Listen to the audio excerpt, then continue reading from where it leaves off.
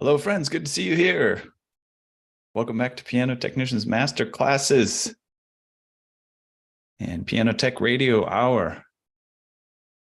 Great to have a good turnout again today. Letting those folks in. Hello out there on Facebook and YouTube. It's going to be a good session. I'm excited about this one. A rebroadcast, but an oldie but goodie.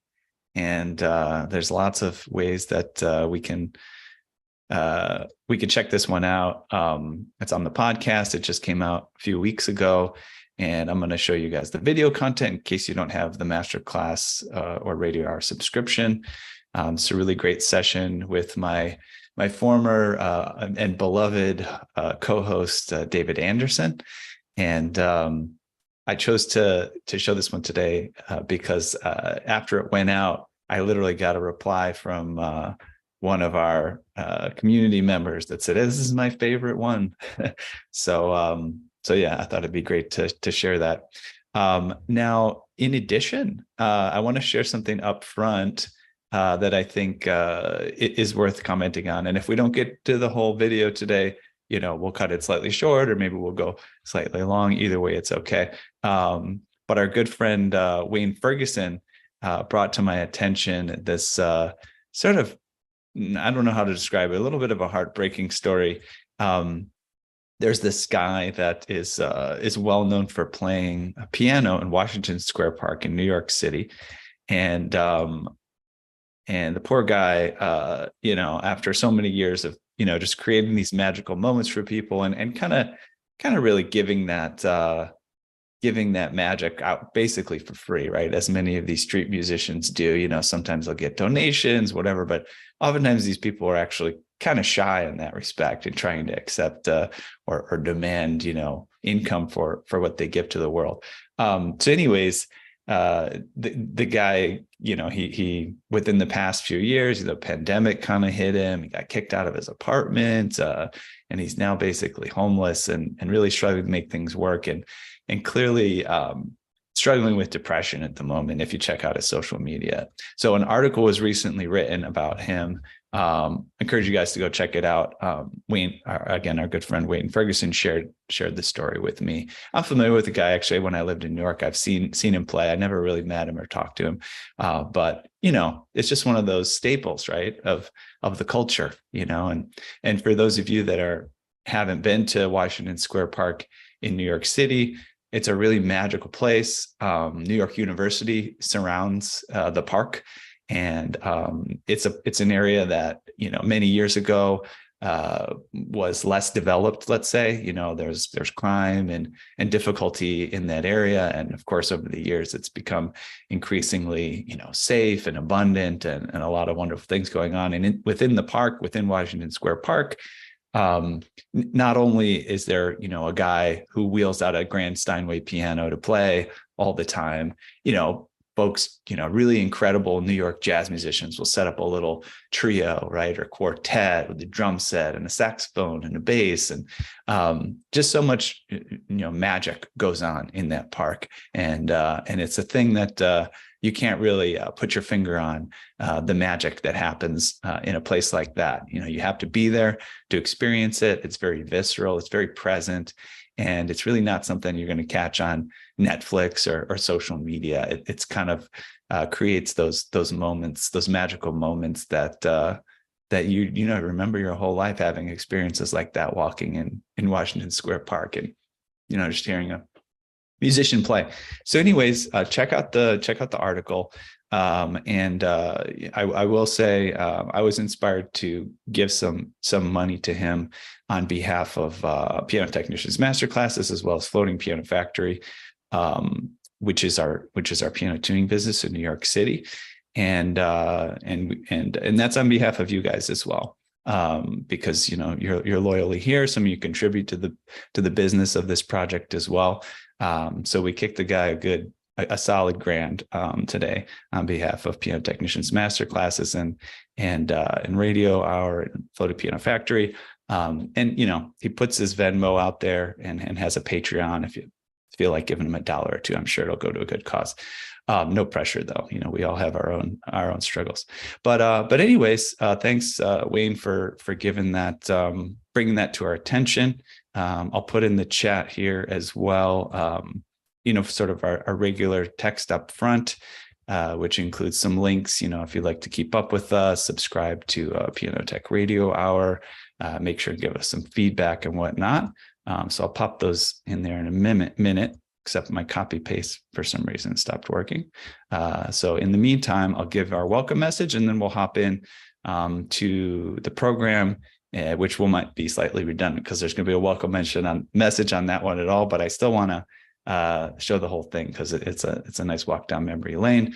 But officially, welcome to Piano Tech Radio Hour. We gather every Saturday. We meet with and learn from fascinating folks and knowledgeable folks in the piano world, including manufacturers, rebuilders, musicians, makers of other instruments, of course, piano techs. Our mutual goal is to become better at our craft, help each other, and to create an ever more musical world together. Piano Tech Radio Hour is brought to you by Piano Technicians Masterclass, an online learning resource that brings you cutting-edge instruction from piano industry masters without leaving your home. Of course, you can attend every session and subscribe easily and have sessions in a member area. If you go to bit.ly/join PTRH, that's bit.ly/join PTRH. I'll put some links in the chat for some recent master classes, including one on regulation with the renowned Chris Brown. I like saying that, it kind of rhymes. And as well as with David Clavins and Doug Gregg. And then a feedback link. Of course, you could subscribe to the podcast. As I said, the episode we'll view today on video came out on the podcast. It's episode number 26, both in the member area and in the podcast. So I'll pop those links in the chat as soon as I can pull them up. And then also we'll go live with this video recording. Let me see if I can get this. Copy this, put the links in the chat. There's that. And while the video rolls for today's session, I'll post a link to that fellow's most recent Instagram post as well. So you can check him out, the guy playing in New York in Washington Square Park. And without further ado, let's hit this video and enjoy it. So give me one moment to pull that up.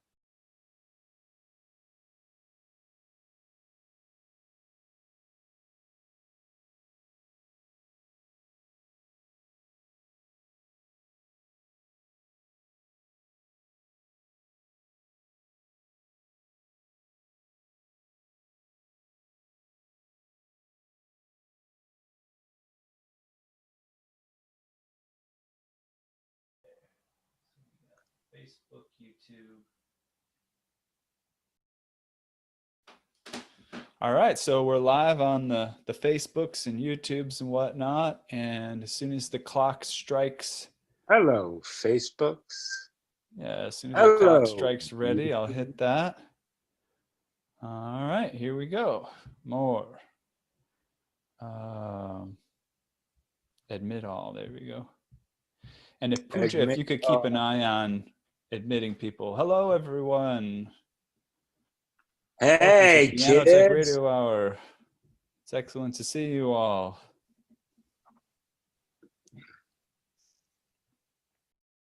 Our wonderful friends throughout the world. Yeah, man. We're going down into the basement workroom today and talk about all kind of tips and tricks from our daily work. And yeah, it's gonna be fun. What we've Plus if go ahead. Oh, man, I can't believe I cut you off. Sorry. All respect. Just continue with what you were going to say.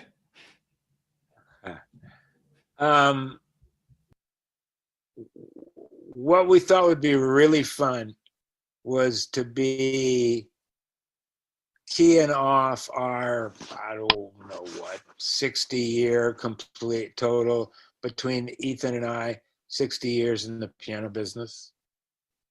Some high-end clients, a lot of regular clients, just everything. Vox Populi for me. I've been from soup to nuts in 40-odd years. In terms of kind of pianos, where they are, who plays them. Now I'm in a place that I love with mostly really, really, really, really good pianos. And I've learned a lot. I've failed every day. You know, failure is not failure. There's a big tip. There's the biggest tip you're going to get today. Why don't you tattoo this on the inside of your eyelids? You know, failure is a gift. When you do something and you're not good at it and you suck at it, that's normal. That's human. That's average. You're never going to be great at something right away. So lighten up and lose your terror of failing. Oh my God, what if I fail? What if you do? Nobody cares. You fail and you apologize and make it right, and don't charge anybody for your stupidity or your ignorance. And you keep going. You learn. And you learn, well, how did I react? And did the customer think I was a weirdo for getting so bummed out? Blah, blah, blah. You learn. You learn. And Carl Lieberman sits here week after week and talks about half or maybe even 60% of this business, or any real custom luxury service business like this, is relationship. Nothing but relationship. So how you are with the client and how you are with all the stuff you got to do on the piano, instead of having a mild disdain and remove from the client and going with the context that, oh, they don't know anything and they're ignorant and I know so much. How about going with, just like you don't know about air conditioners, pal, or you don't know about this, or you don't know about whatever, Tuvan throat singing, or whatever it is. You just don't know. So there's my first broadside rant of the hour about what learning really is. Learning is failing, quote, failing, unquote, and quote, succeeding, unquote. It's everything. It's life. Yeah, and I'm just gonna have to play devil's advocate here, David, and say, don't screw anything up, and watch your back. There you go. I'm just kidding, but yeah, I think that's a great theme to undertake, and if you, yeah, I think we can also just jump into to talk about some of the things that we want to talk about today. We want to fit in everything that we can. We want to talk about maybe some tuning, some voicing, some regulation. David and I had a couple of chats before this, so we've got some kind of talking points outlined. And basically what we want to do is bring some stuff that, we think are kind of our top tips. And of course, I humbly do that. David's been around for longer than I have, but I'll bring you my unique perspective and maybe a fresher perspective or a more technical perspective. I think David and I make a great match because very intuitive and I'm very analytical in comparison, although I've got a little bit of that intuitive side. There's both directions to approach things, and we need to take both those directions, but also listen to each other when we have differences of opinions or just even different points of view. So yeah, I think it'll be good to start. So so I don't forget, I will also just say really quickly, this event's brought to you by Piano Technicians Masterclasses, online educational resource that offers you cutting edge instruction for piano industry masters without leaving your home. You can find out more at pianotechniciansmasterclass.com and various ways that you can participate.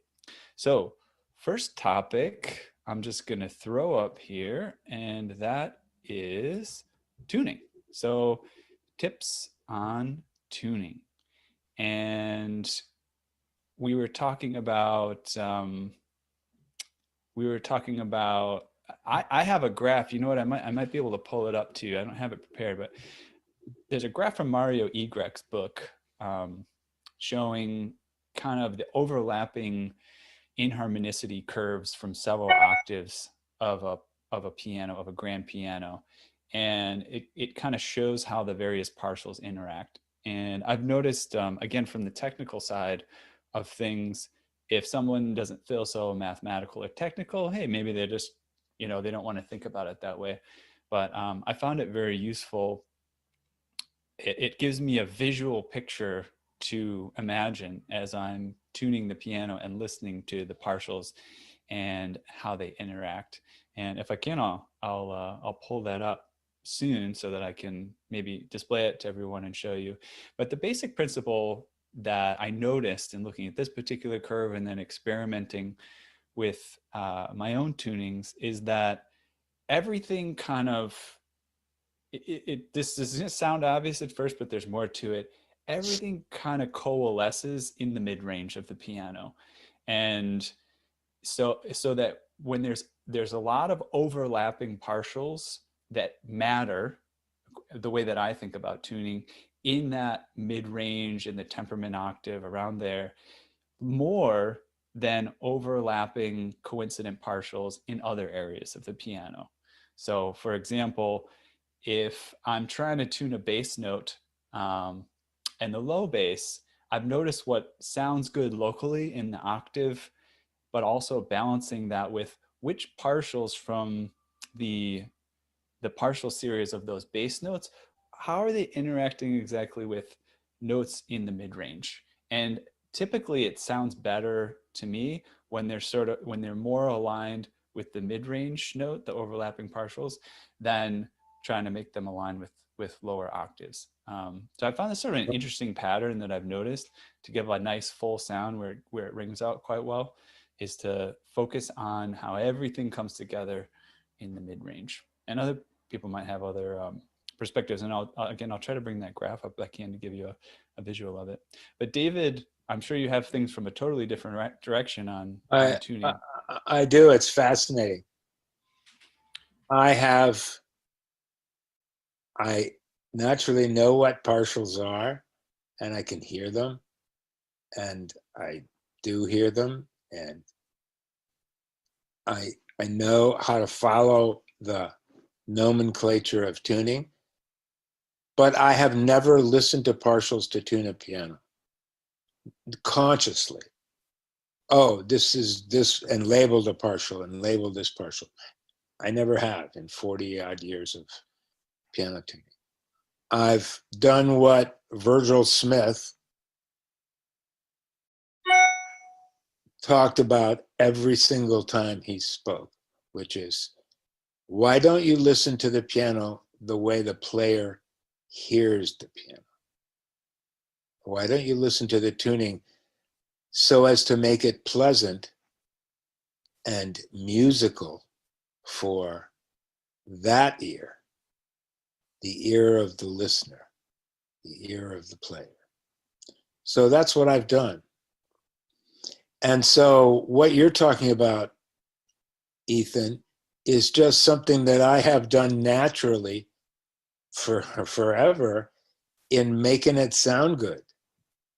What's the best what's the best place to leave this damn string so that it sounds the best with the octaves above it and some other notes, right? Isn't that the bottom line on a piano tuning? Yeah, I think what's interesting, the way I've always thought about intuition, is that it's kind of like if you think of a computer, right? A computer can do a calculation, but it's not going to at the same time explain to you how it does that calculation. Right. So you can give it a few numbers, 7-digit numbers, and put one to the exponent of the other or multiply them together, and in seconds you'll have an answer. But if you type into your calculator, you say, how did that happen? Well, there's a total other person that's going to say, well, here's the diagram of all the circuits and all of this that happens. And they're going to take quite a long time to actually explain how the calculator did that. And so in some sense, when you build intuition for things, there's an interesting dichotomy in that you may be actually able to do them quite well, but at the same time have a lot of difficulty explaining how you did that. And I find that that's an interesting pattern that I see. And I feel like both approaches, for me, it's been helpful to take a little bit of both approaches. So one side of it is trusting my intuition, but then at the places where I'm confused or I keep doing this thing and I keep seeing a sound that I don't like, and I say, well, why is that? Then I might inform my understanding with some of these other tools, listening to partials and so forth. 3,000,000%. Using them as protocols and tools. Absolutely. And partial matching is completely legitimate and a way to get into a beautiful place. Here's the deal. We're all going to the same place. A good tuning on a piano is a good tuning on a piano. There's not, it's not like, oh, this guy that tunes a piano in a way that's different, in terms of pattern, in terms of frequency. No. It's different in terms of other things. Sustain, clearness, clarity, calm, fidelity. These are the things that a master tuning can bring. But everybody's we're getting some mic noise from you, David, just so you know. I'm not sure why, but I don't know why either. I think it's you. I don't think it's me. Yeah, I think it's you. I don't think anybody else is on. Because I'm just lying here. You're just sitting there. I'm just sitting here totally still, and nothing else is rattling or doing anything. Okay. Well, I'll figure out what it is. So one thing that we have questions, by the way, already. Oh, let's go. Let me know. Come on, let's do it. Okay, cool. So let me just hit it from the top. Ed Whitting just made a comment. Real failure is not learning from mistakes. That's a valuable thing to share. 3,000,000%. Listen, my little sister, who makes more in a day than any of us here make in a week, as a consultant and strategist to big time business leaders, has written a little book called Be Bad First, which I highly recommend. It's 130, 140 pages. And it breaks down, for those of you who are cerebral, like I am to a certain extent, so you can really understand, wow, why do I have this tremendous terror of failing, of being, of not doing something really, pro the first time I do it. And this book, she's been in all kinds of business for quarter century and says that's the biggest toxic strain in American business or in global business. People are afraid to fail. They're afraid to fail for mostly internal reasons, not much external reasons. Some, but mostly because it activates their own shame and they don't like to feel that. So I checked out the book, and I will say it's a great book. And one thing I think it might not absolutely do, but it can do, is help you become more afraid of not learning than you are of making mistakes. And I think that's the key. Context. I think your sister really outlines the fact that the world is changing so rapidly, especially in this day and age. Maybe this wasn't true 200, definitely not 500, 1,000 years ago. I think it was better to be more stable and, stick with something. But the world is changing so rapidly that there's something new to learn every day. And if you kind of if you're too afraid to make the mistakes, you won't approach those things. And then so you got to be ready and almost excited to start screwing stuff up so that you can make some progress. Yeah, fear, what can you say? It brittleizes your mindset, you know? Fear makes you brittle, makes you like weaker in a lot of ways.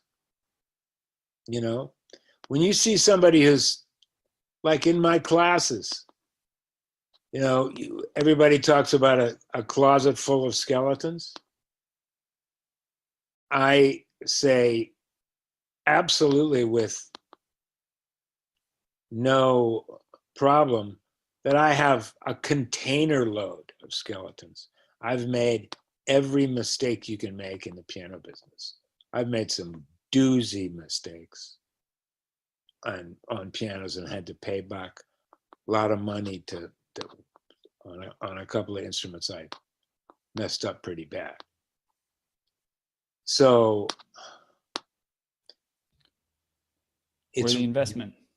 Pardon me? Sounds like a worthy investment. Not that you should be there, you know, you don't want to mess anything up. You don't want to mess anything up. You don't want to, but you do. That's the deal as a human. I heard more than one successful entrepreneur, and this is a little bit different domain, but I think it's cross-domain applies. And then I'd like to maybe cut over to Carl because he had a comment. Maybe he'll jump on, Carl Lieberman.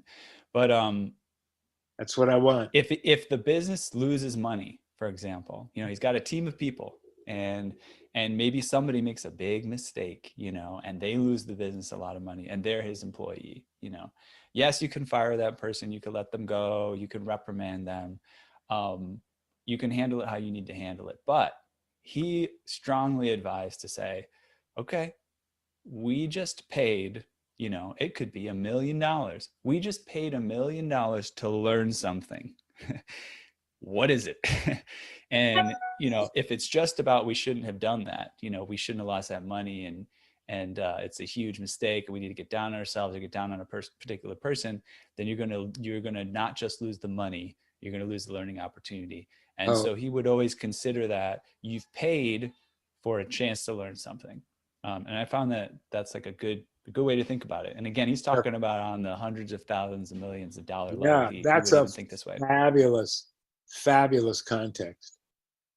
It's like I got in a lawsuit one time and, you know, it was far-reaching consequences.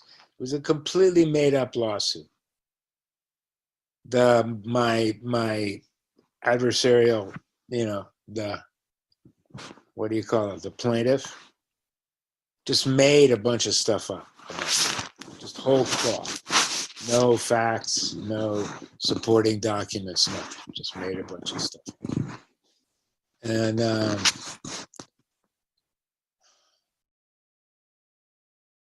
you know, you have to deal with it. It cost me a bunch of money to finally learn to just, if there's some big client that's offering me to pay me big dollars, put their name in a search engine. Okay, that's what I learned for a lot of money, thousands upon thousands of dollars. I just learned how to be simply careful. I'd never done that before. I'd never had to search anybody and make sure that they weren't a psychopathic, crazy person. So don't be afraid. Don't be afraid. Okay, Carl. Okay, Carl, let's hit him. All right, unmuted. Well, you're good. I think your observation about the partials coming together in the middle of the piano is a good observation. Yeah. It's true on well-scaled pianos. It's not true on poorly scaled pianos. Right. But one of the consequences of that, as you were saying, listening to an octave in the bass is a very poor way to tune bass notes. It's why I particularly like 10ths and 17ths or 12ths and 19ths, because the partial, the 5-1, that you're listening to, or the 6/4 or something like that, you're playing partials that are in the mid-range, and it's a much better way to zero in the notes. But on poorly scaled pianos, what happens is you can't really tune clean octaves because the 4/2 partial pair and the 6/3 partial pair are not convergent. When you tune a Steinway and you tune A2 to A3, you can tune a really clean octave. You can come at it through tenths. You can come at it any way, and they'll all be right. When you tune a really poorly scaled piano, you can't actually tune a clean octave between A2 and A3 because the 6/3 goes out of tune as the 4/2 comes into tune. And these are very loud partial pairs. So again, on poorly scaled pianos, you have to go to these larger compass intervals, but it's no guarantee that it's really going to give you a good tuning in the bass. That's right. That's right. And say what you be a little bit more specific about confirming Ethan's statement that everything really comes together and becomes clear in the mid-range. So for instance, if you tune chromatic major 17ths, which is I listen to as I go down through the bass, you're doing fifth partial of the bass note, which is right in the mid-range. It's right in the mid-range, and those partials tend to have a consistent inharmonicity and everything is together. Right. So it's very good to listen to 17ths. It really is. It's a very, very good tool. Okay. Well, and as I said, I listen to 11515. That's the most important interval for me. But you've got 2/12ths, a 19th. You've got a double octave. You've got 2 double octaves. You've got larger compass intervals. But what you're listening to is partials that are in the mid-range of the piano. That's right. And when you get those sounds to sound, yeah, I'll take that. And after thousands of tunings, that's a relatively fast process, right, Carl? To say, oh, yeah, that's the best place it sounds on this piano and this timing and this day. And you make that decision and just keep going. And that's a beautiful thing. That's like a superpower. We're getting that mic noise again. I'm not sure what it is. Oh, sorry. You're good. I'm unconsciously messing with the bottom of my computer, which is right under the microphone. Figured. Anyway, it's empowering to be able to tune a piano. And that's one thing I want to say too. Just let your body do the work. There's a guy that's Fred Riedekop up in Wichita who's fantastic piano technician, like the damper king of Canada, and does all the concert stuff for Winnipeg. And he said, we all think way too much. We need to let our bodies do the work. Our bodies know how to do all this stuff. It's done it. We've done it thousands of times, hundreds of times. Our bodies are awesome. They know how to do it. Yeah, I think that's also good. I think when that most applies, if you are the type that's analytical, and you've read this and you did that and you're listening to this partial, you're listening to that partial, it most applies when your head is just swimming with all the different things. And that's you're right. saying, but I tried that, but I tried that. Then that's it's right. very important. That's when it's almost should be an indicator for you when there's a lot of conflicting voices in your head to just, as much as you can, just go with what intuition at that point. All those little pieces of information don't really matter anymore. Yep. In fact, they're distractions. So, I was thinking, lots more great questions, by the way, that well, let's go with the questions. Comments. Let's go with the questions, man. All right. Always just break in and aggressively go with the questions. Okay, great. I'll share a private comment. I won't say who sent it. Suggestion. This is sort of unrelated to our topics, but I'll just share it because I don't know if it seems relevant or what. Suggestion: when you give the pitch on master classes, that's to me privately. Consider doing it with professional integrity an announcer would use. Today, you did it sounding like you just wanted to be finished with it. Yeah. Well, I appreciate that feedback. Yeah, I want to say if that comes across, I think it's more in the interest of getting to, I think people are impatient. They want to get to what we're going to talk about today. And so I really will take that note though. I am really excited and enthusiastic about Piano Technicians Masterclasses. I do think there's a ton of value there. We've actually got some announcements today. I'll make them right now because we're on topic. One, a really cool online conference is coming in December. We'll be planning that and putting that together. It's going to be 3 days, Thursday, Friday, Saturday, December 10th, 11th, and 12th. Most likely that could change, but I think those are the dates. So we'll probably have a minimum of 12 different speakers, and it's going to be awesome. So keep your ear to the ground for that. I'll give you ways to participate early so that, if you're an early adopter, you can make sure and get a special deal, and I'll just, put the word out there soon. And then the other thing that's going on right now is we're ramping up our Piano Tech Mastermind group. And that is a group that actually meets weekly, sort of like our Saturday session, but it's a private session. It's a small group. Right now, there's only, I think there's less than 10 people who are eligible. So it's kind of a more small, dedicated group. David Anderson is going to be attending those right now it's on Tuesdays. I think we're at 3 p.m. Eastern time. And if you want to attend those, you can sign up for masterclasses at the artisan level. So yeah, exciting stuff down the pike. And thank you for that note. And now I will continue with regularly scheduled programming. That's the kind of constructive feedback we love, that no BS kind that you just read. Much appreciated. Next comment here, Jim Kelly. Maybe David can talk about his open string tuning. It's a wonderful and, intimidating at first world, but very exciting of open string tuning. I love the concept. Yeah. It's just an extension of what I was talking about before, that I listen to the whole tone when I tune. I'm hearing all the partials that everybody's hearing, and I'm hearing them match and be dissonant and then be back.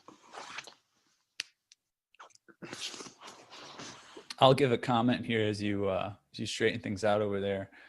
I have tuned many different ways, and I have a very experimental personality. So as opposed to having a consistent habit with each tuning, the way that I keep it interesting is I'm always kind of experimenting and looking at things from a different angle. I'll quickly address another question, which was temperament sequences. And I've found it very interesting to try different ones all the time to kind of balance my sense of how the temperament is put together. And so I'll try a new temperament, could be from tuning to tuning or from week to week or month to month, to get a different perspective on how things are put together. And then kind of trust my intuition from there sometimes as well. And the other thing to head into is, I've tuned with a temperament strip going throughout the whole piano, all the way from the top to the bottom. I've experimented with the temperament strip just in the center. What I do like about the open string tuning is the stability. I feel like the stability is a little bit easier to count on. So there's a lot going on when you remove a temperament strip from a bunch of strings, and that can throw things out. You can also think that a particular string is stable. You tuned it 30 minutes ago, and then you come up and somehow expect it to be where it was left off. I think when the piano is very close to being in tune and you're doing a final pass, that open string has two major advantages in my opinion. And that is that, one, you can trust a little bit more the stability that where you left that note is where it is, because you've tuned the surrounding strings. And the other thing is, what David is talking about is you really get a sense for the sound that's actually going to come through that particular note. So when I was a beginner, I would just tune the center strings, tune the left to the right. I mean, a novice or someone who's more of an electronic tuner might just say, well, let me just put them all at the same pitch according to the device, right? And then they should all be in tune. And I've noticed there are just subtle differences to listening to the sound of all strings together and really thinking of it as a whole, as a gestalt, and tends to give whatever the tuning is, in my case, a fuller, richer, more cohesive sound across the entire piano. And I'm checking with David. I'm not sure what happened. I think he might have, oh, here he is. Here he comes right back. He must have had some sort of a snafu there. I'm going to move on to a comment from Ed Whitting here and add a little comment to follow up with that. And let me just double check where David is, make sure he's available to unmute. Just 1 second. Give me 1 second, folks. David Anderson, unmute. And make sure he's a co-host of this meeting. Okay, I'm going to just throw in this comment from Ed Whitting. He said, George Defferbaugh on Virgil Smith. Virgil is the finest piano tuner I have ever heard. To those who may not know, George taught tuning classes at PTG conventions for more than 30 years now. Two things about the Virgil Smith, and maybe many of you already know this, but there are two resources, and I don't know if I have the names. Probably somebody could throw them in. One is a small little red book where he talks about his tuning sequence. And I found that invaluable and gives yet another perspective that I never came across before, where he does some tuning, not just in the temperament, but goes down to the D below F3 to sort of balance out the transition there and do some interesting things there. And there is a video, I believe, of Virgil Smith tuning on video, and that's a useful resource to just kind of listen to him tune a piano. I believe the PTG order, but I'm not positive. Let me see if anybody made a comment. Brought in those resources in the chat, so we'll see if we can get the names later. Welcome back, David.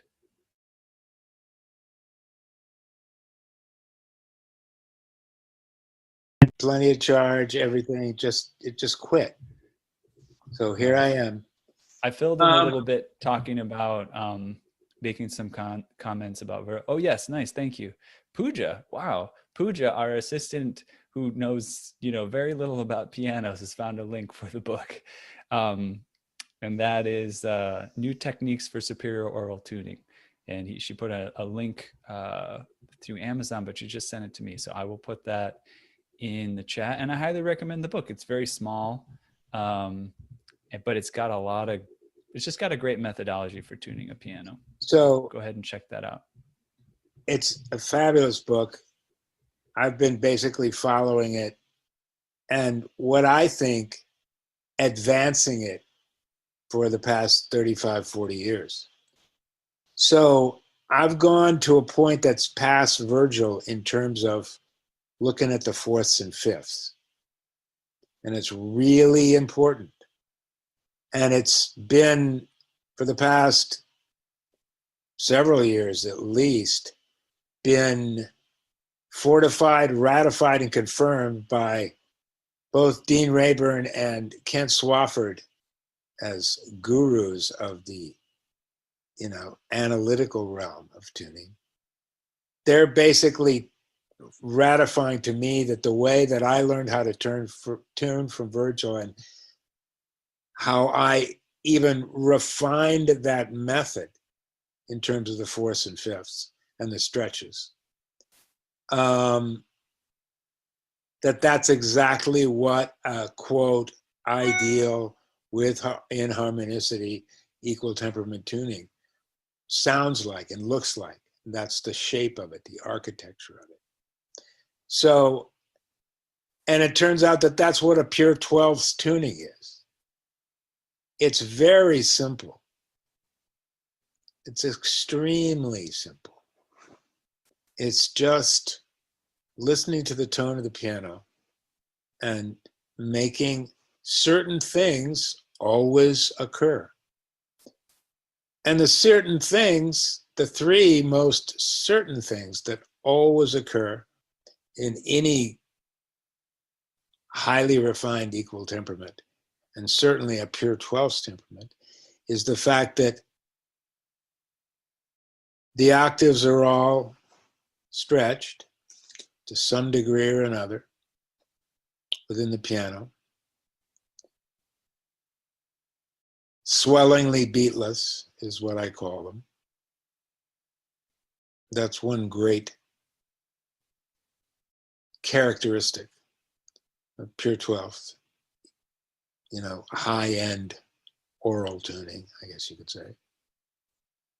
The other is that all of the fifths, 12ths, 19ths are basically pure, basically sound pure. There's never a beat in the fifths on the piano.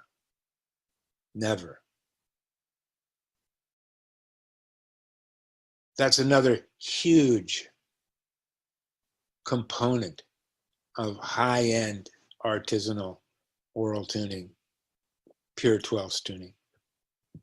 Another, and this is the one that's been most controversial and I've had to prove over and over again, and I've sent people to read Swafford's treatise, long treatise, and especially the magazine where he gets into talking about the width of the fourths and fifths in a highly idealized,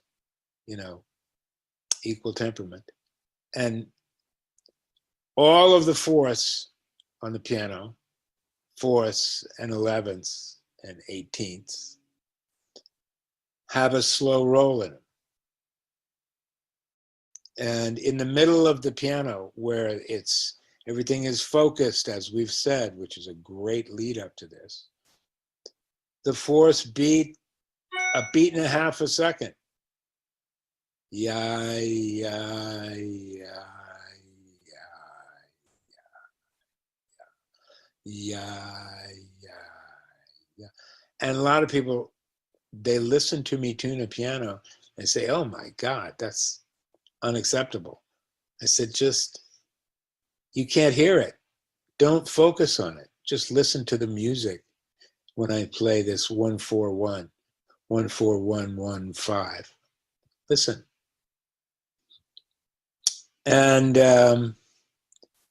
it's true.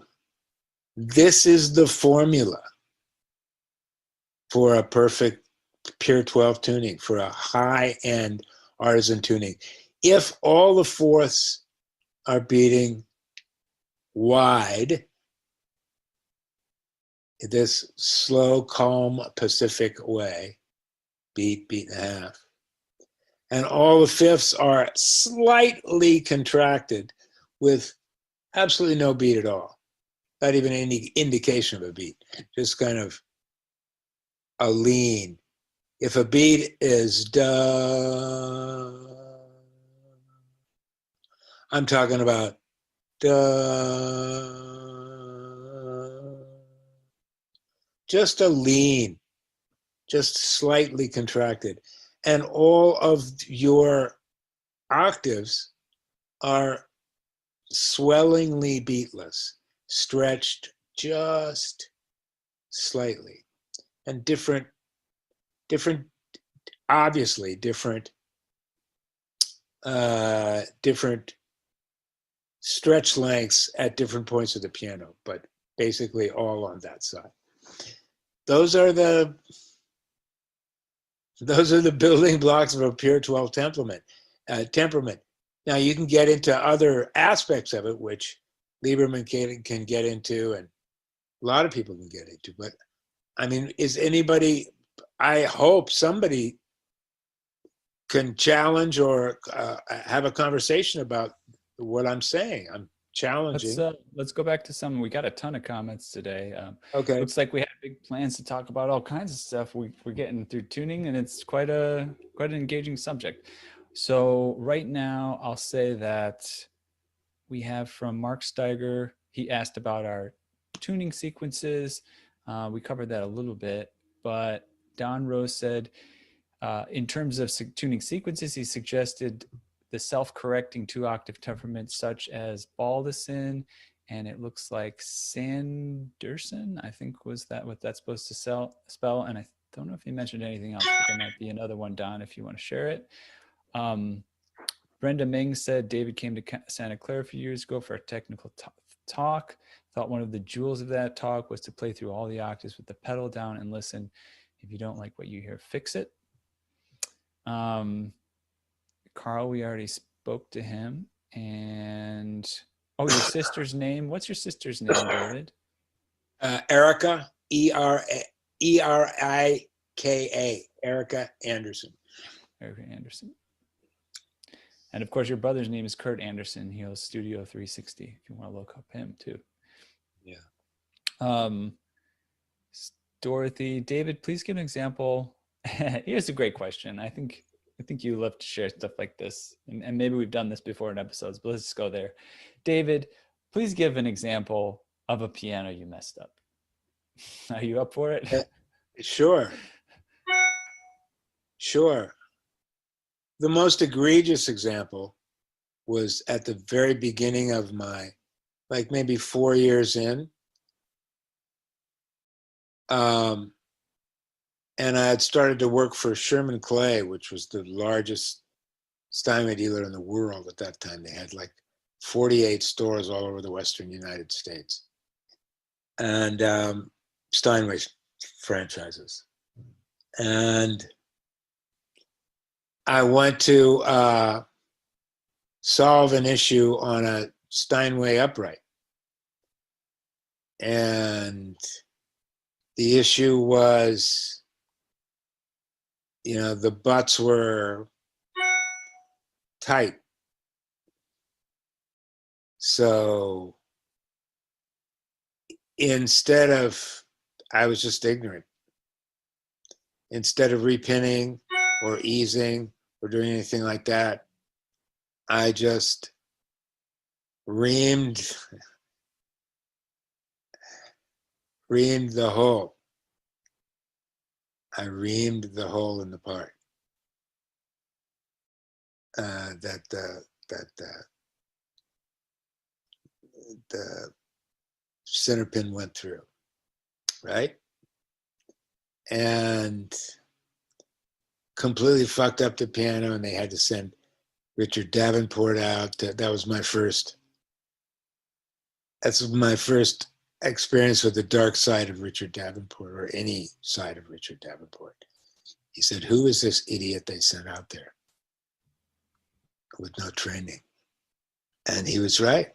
I was an idiot with no training, and I had made a stupid mistake. That's about the most egregious mistake I can remember. I completely messed up a piano right before a concert.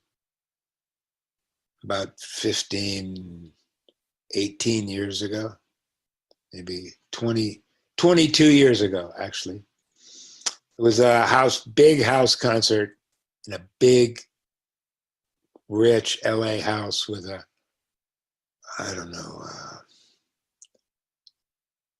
Hamburg C or maybe a Hamburg D. And somebody had retrofit some hammers on it that were soft hammers, more like American Steinway hammers.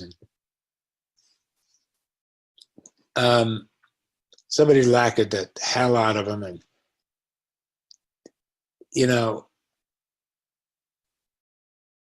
the problem was I didn't talk to the artist.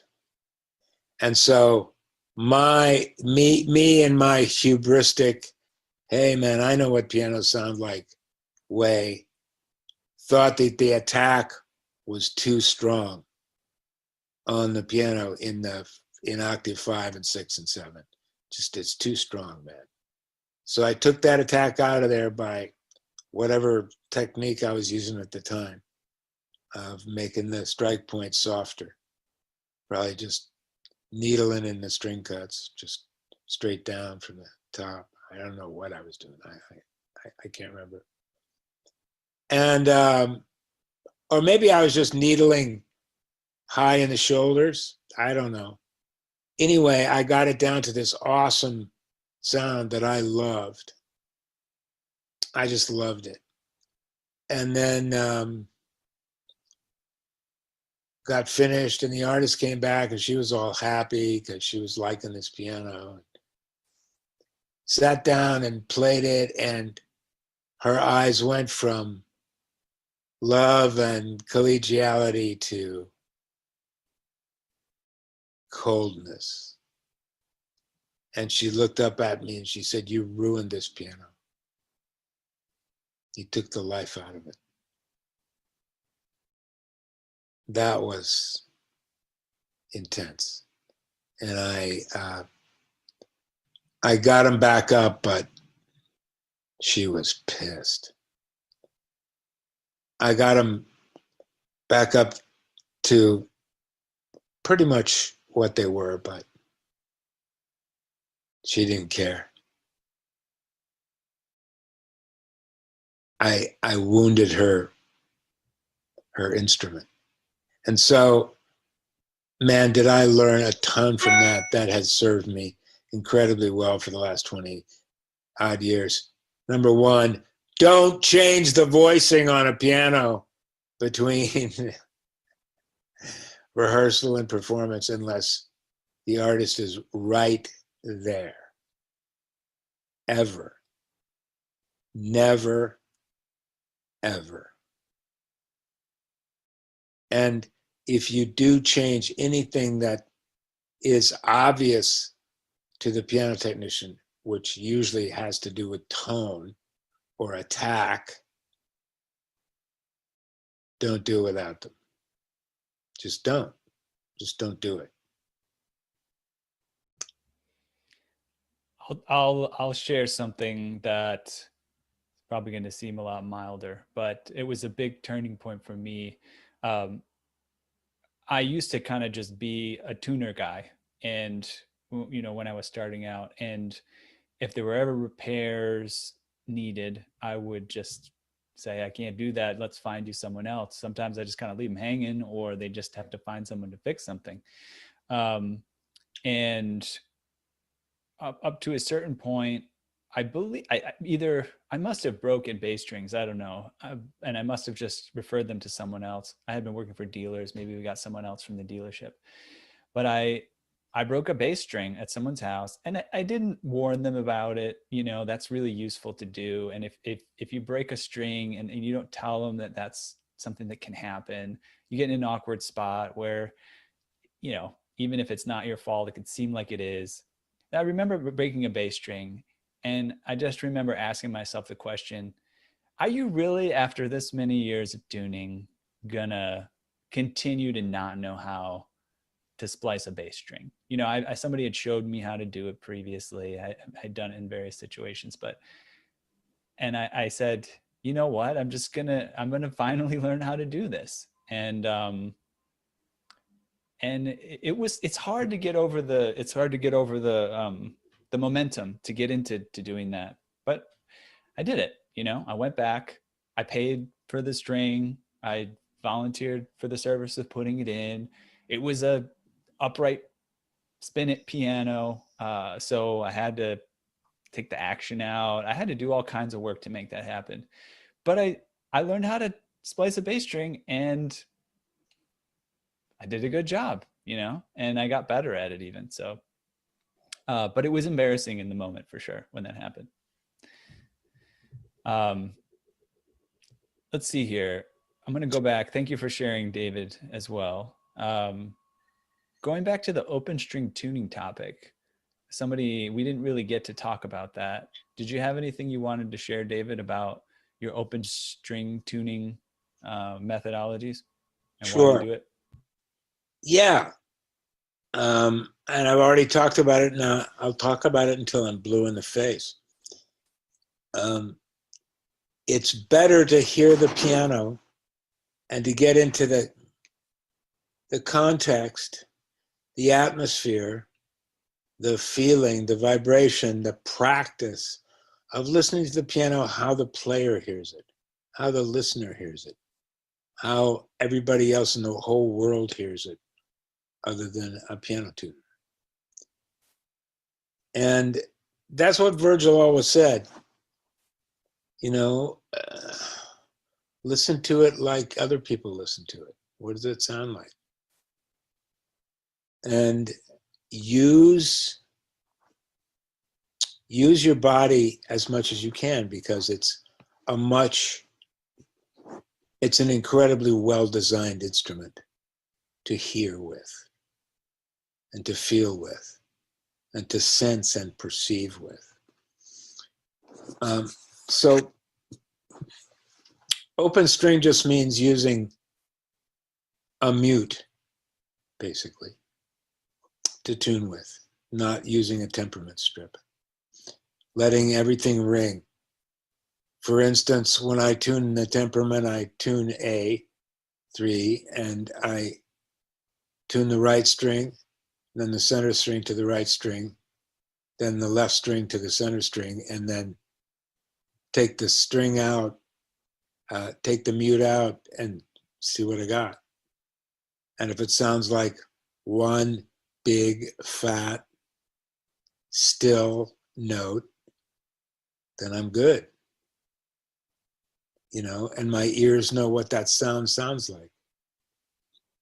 You know, my ear knows what a piano sounds like on a recording when it's like incredibly well in tune, with all the unisons just feeling so fat and round and real and resonant.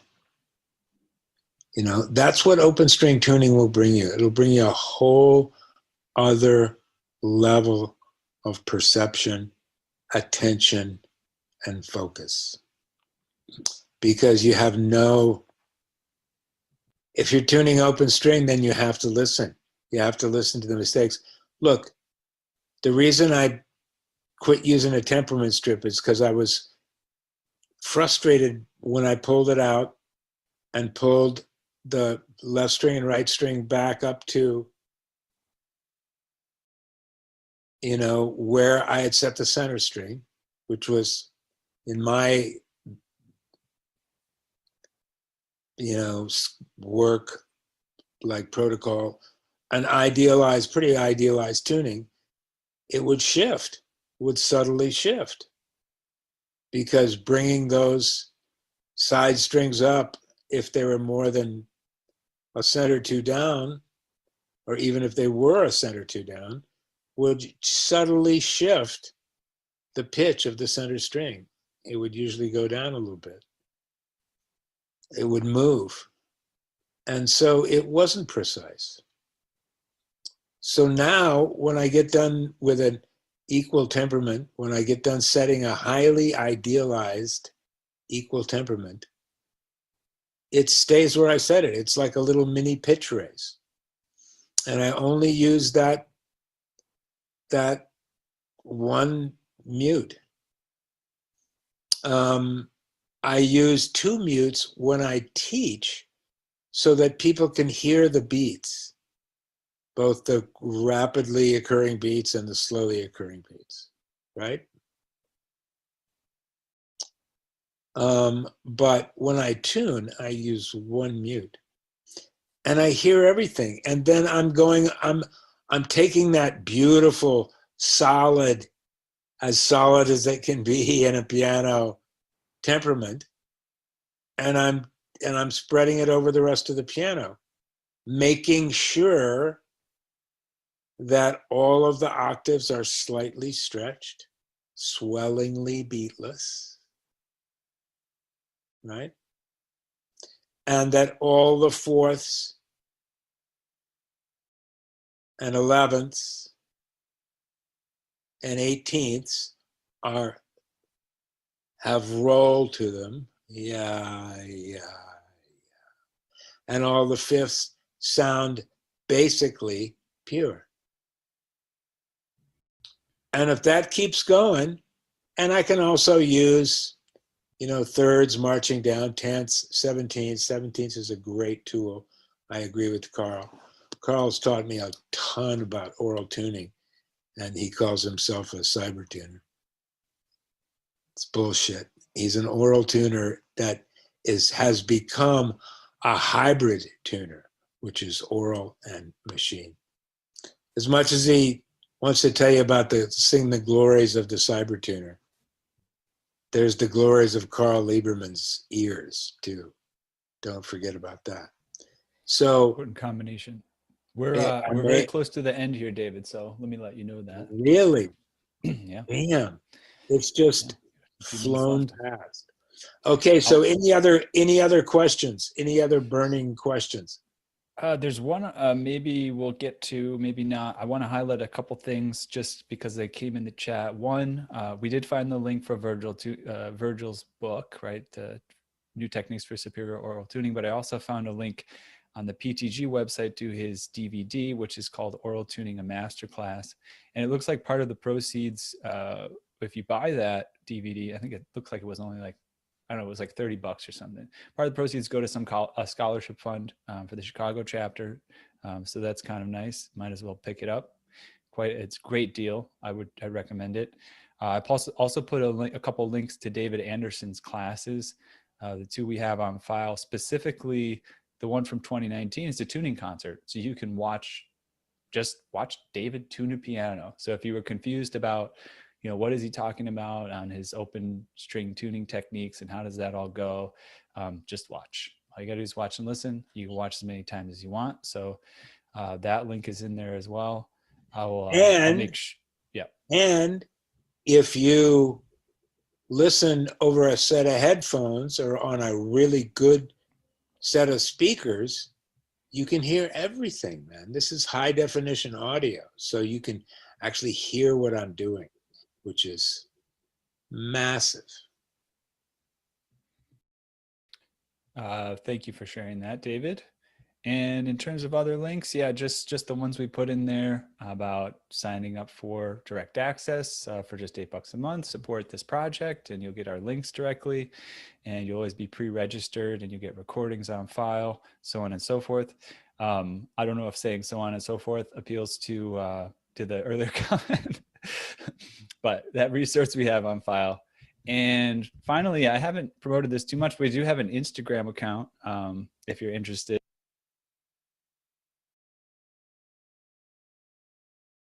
Okay, in light of the previous comments that came to light, I'll give an enthusiastic outro for today's session.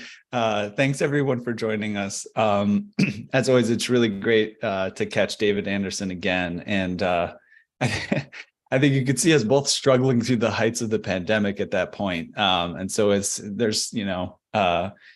David was actually going through, I believe, chemotherapy treatments at that point and rebounded before eventually passing away a little bit later. But those were rough times, and taking a moment to talk about being willing to endure the rough times and think that there's something better to come from the difficult moments and everything. I think it's very profound. I think to look at that session in particular, and of course, great thanks to David for just giving so much of himself to this project. He was so generous with his time and his enthusiasm and his passion, and of course, he did that thing that so few of us really dare to do, is share those moments of imperfection, in the spirit of inspiring others to be okay, to love themselves, to continue on and to do better, and I think that's something about David that so few of us can really do well, and he did an excellent job at it. So I will wrap up the session here officially and enthusiastically say, but sadly, we've reached the end of another musical journey here at Piano Tech Radio Hour. And thanks again for David and this session that he brought us once again, and we can always refer to and treasure, and it's on the podcast, and what a gift. As always, we're brought to you by Piano Technicians Masterclasses, cutting-edge instruction from piano industry masters without leaving your home. For those of you that joined us today by signing up for this session individually, you can make your life more convenient. You could subscribe to Piano Tech Radio Hour at just $16 a month. You get the recording of today's session in a member area, as well as automatic registration for each week's new session. You can sign up at bit.ly/join-PTRH. That's bit.ly/join-PTRH. And of course, as mentioned earlier, we just put in a sizable donation to a struggling artist out there in New York City. So a bit of your support also goes to support others in this industry that need it. And we'll continue to expand what we do to support our love and passion for this beautiful instrument, the acoustic piano. Again, we've said how you guys can sign up. Make sure you check out our recent masterclasses. I put the links in the chat. We have a great French Paulist masterclass with Doug Gregg, a piano design masterclass with David Clavins, a regulation masterclass with Chris Brown every third Thursday of every month now at 3 p.m. Pacific time, 6 p.m. Eastern time. We guarantee a live masterclass with an excellent instructor. So make sure you sign up. And then we put a feedback link in the chat as well, a link to subscribe to the podcast. And if you want to subscribe to our masterclasses beyond the radio hour, it's pianotechniciansmasterclass.com. And then I'll do one final check on the chat, just make sure I didn't miss anything. Nope, everything's looking good. So much respect and appreciation for you guys all showing up today, and look forward to seeing you again soon. Have a great day.